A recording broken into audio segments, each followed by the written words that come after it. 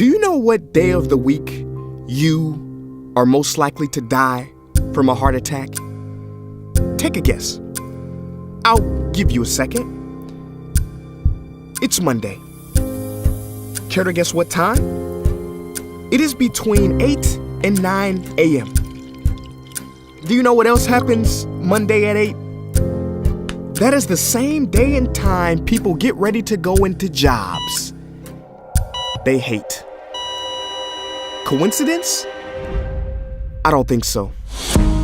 Take a look at this chart. This is the lifespan of the average person. On average, we live about 80 years.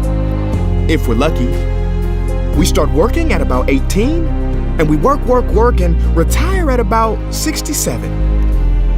Now, what does this tell you? That for better or for worse, the majority of your life will be spent at work. Do not spend that time unhappy. Like my friend Jay. See, Jay would always say, when I finish school, then I'll be happy. Well, Jay finished school, but he wasn't happy.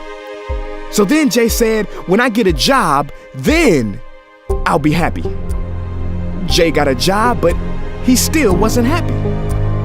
So Jay said, when I get married, settle down, and have kids, then I'll be happy.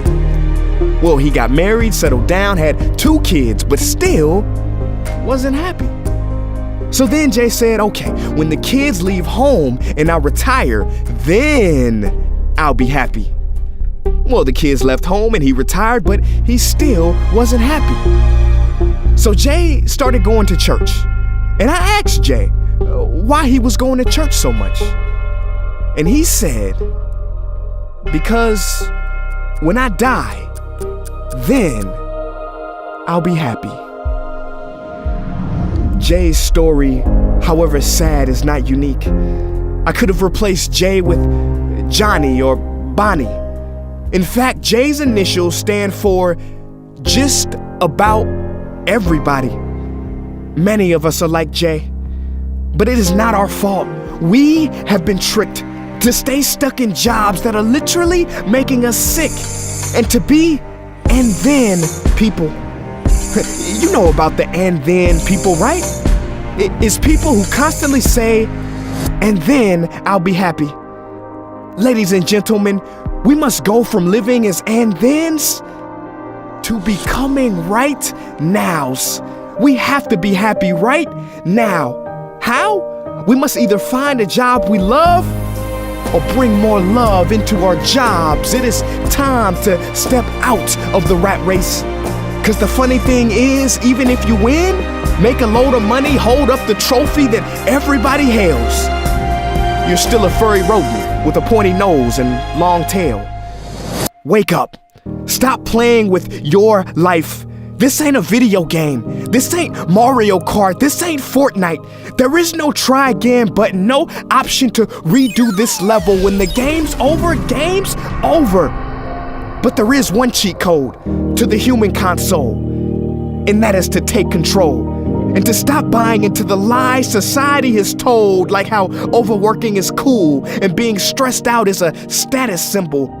Oh, and I almost forgot the biggest lie. Keep a work-life balance. Now, on the surface, you may not see how crazy that sounds, but think about it. Work-life balance?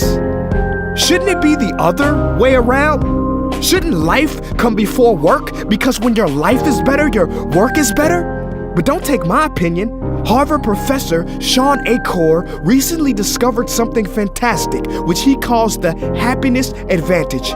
His studies prove that 75% of job success can be predicted by not how smart you are, not how talented you are, but how happy you are. His research is decisive. He says when you're happy, your intelligence rises, creativity rises, your productivity rises.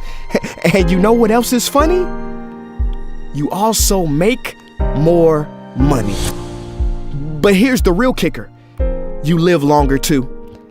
I know, it sounds too good to be true, but yes, optimists actually live longer than pessimists, so you could stretch this graph a few extra years if this time here is filled with more joy and cheer. Let me be clear, do not take this message lightly. It is your duty to be happy, for your own sake.